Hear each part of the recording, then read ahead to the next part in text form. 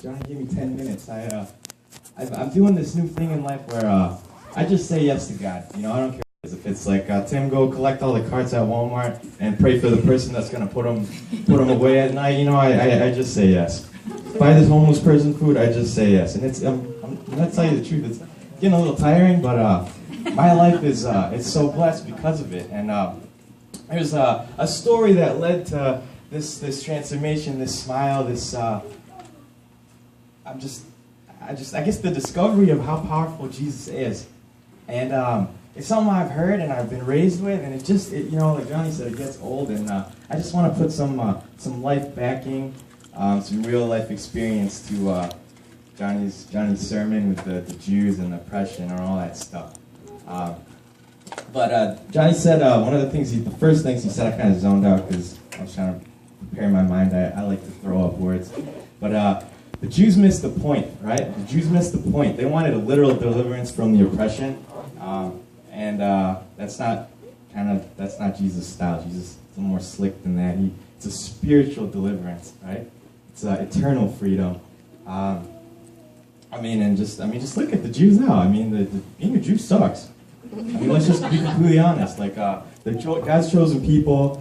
God chose to come down as a Jew, but I mean, you turn the news on, being a Jew really, really sucks. You know, they get down, they get up, they get down. You know, in the Old Testament and then into the New Testament, it's all just messed up. But I'll tell you what, though, we talk about the Jews like that, but the thing is, like, the Jews, they did get delivered. They're Christians now. They're Messianic Jews, and we don't really. You know, but anyway, I'm getting off topic. But let's get back to it. I missed the point.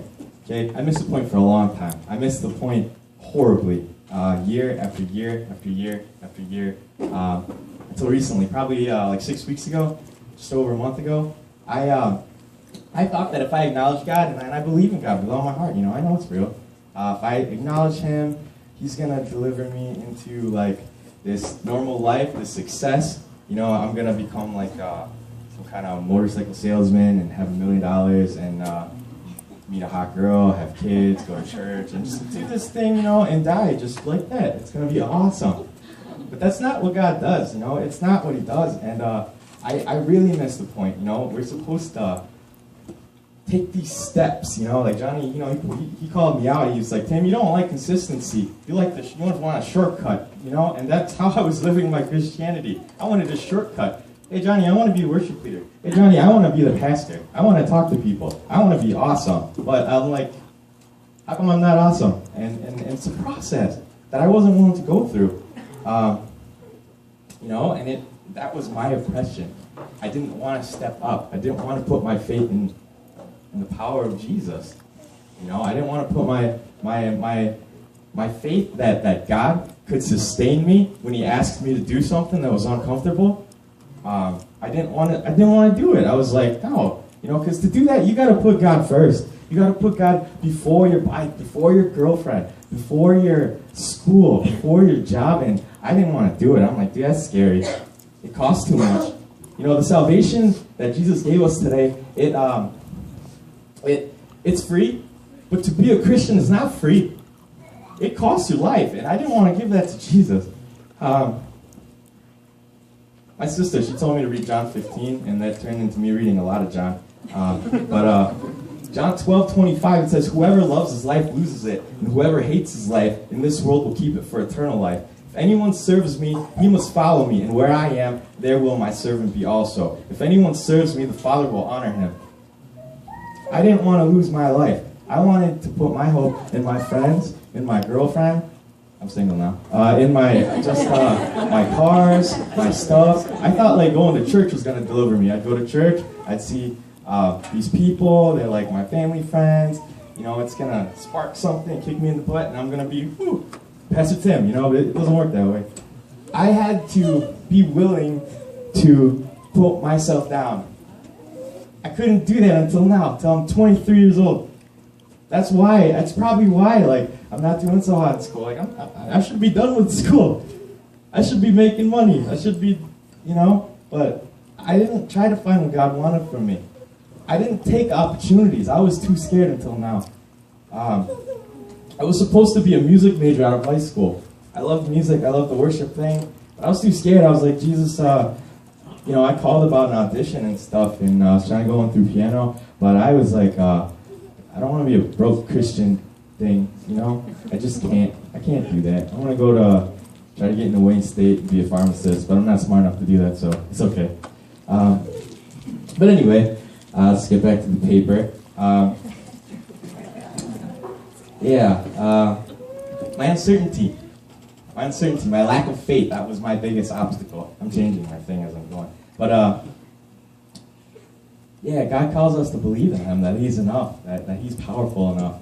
And, no, I couldn't do the music thing. I couldn't do that. I couldn't go to Grand Rapids to be worship leader. I couldn't do that. Pastor Dave asked me like a few times if I could move out there. And I was like, no, you're crazy, man. My dog's here.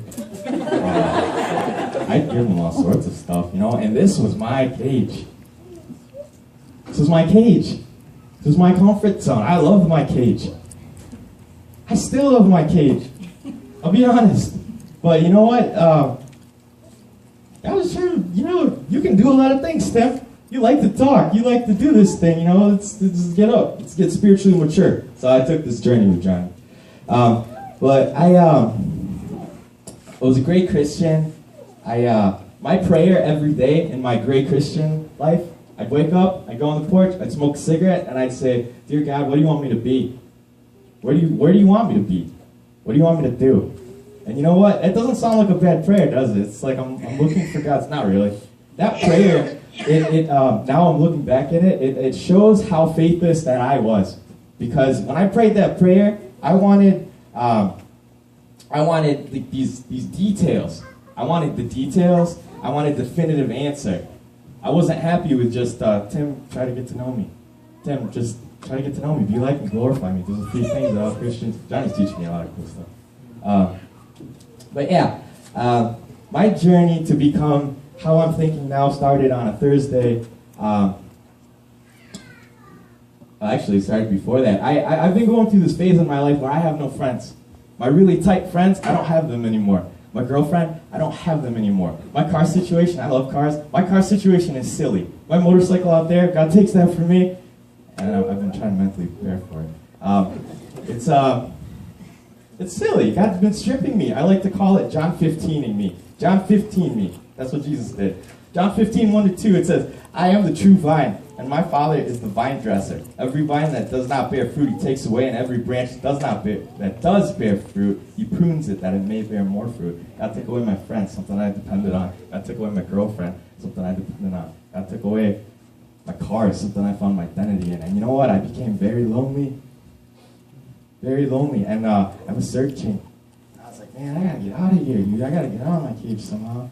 I decided I was going to apply SummerShine. I thought SummerShine, it was my sister's thing. She went to Santa Cruz last year. I applied. And 2 days later, I got a call from Pastor Chris Thor, the leader of SummerShine. He said, Tim, why don't you come down to North Carolina? I want you to lead your own group of kids.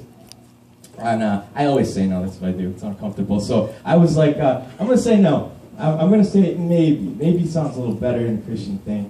Maybe. Sounds kind of scary. He's like, Tim, I've been praying about you. I think you can do it. Talk to your references. And I know Gavin and Pastor Johnny, they probably talked me up like I was City Grace quarterback. But that's just not the case. But, you know, I was kind of hesitant. He said, why don't you come back, pray about it. So that night I went to a Bible study with Sean and Sheila that I didn't want to go to, to be completely honest. But I did. And God did something really cool. He showed me this... let's see, let me find it real quick. This verse, and it reminded me, you know, it kind of put me in check. And the verse is John 14, 16. It says, and I will ask the Father, and He will give you another helper to be with you forever, even the Spirit of truth, whom the world cannot receive because it neither sees Him nor knows Him. You know Him, for He dwells within you. Well, it says, for He dwells with you and will be in you. But I'm sure. But anyway, I came to realize that I'm complete in the Spirit. And if God's backing me, I can do this. I can lead kids. I can speak. I can teach. I can influence. And that night my prayer changed from God, what do you want me to do? Where do you want me to be? It changed to make me sensitive. It changed to give me your heart, give me your eyes. It changed to change me. And not my will, the things that I want, but your will be done. It's not until I did that, not until I put everything second, tried to figure out what Jesus, my journey started that Thursday. And it really started. And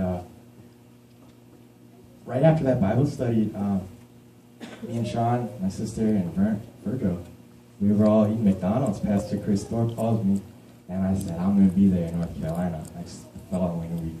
I'm going to be there. I didn't talk to my boss. I didn't talk to my parents, really. So it's like, well, maybe I could do it. I was just, I'm going to go. I went. No more saying no. No more saying no. Just say yes. And I'll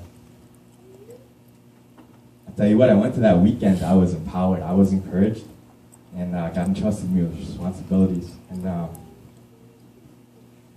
I just want to, I guess I'm here because I want to tell you that Jesus is enough. Because of today, because of Easter, because we can have a relationship with God, because Jesus is inside of us, because of Jesus, I'm complete. He's enough. He's enough. And, that song, Christ is Enough, it's a great song to cry to. It's a hard song to mean. For you to mean that song, you have to give up everything. Love that song. Great song. I love Gavin. Gavin's doing a great job, I love that kid. I'm going off topic, but like I said, it's a great song to sing, a hard song to mean.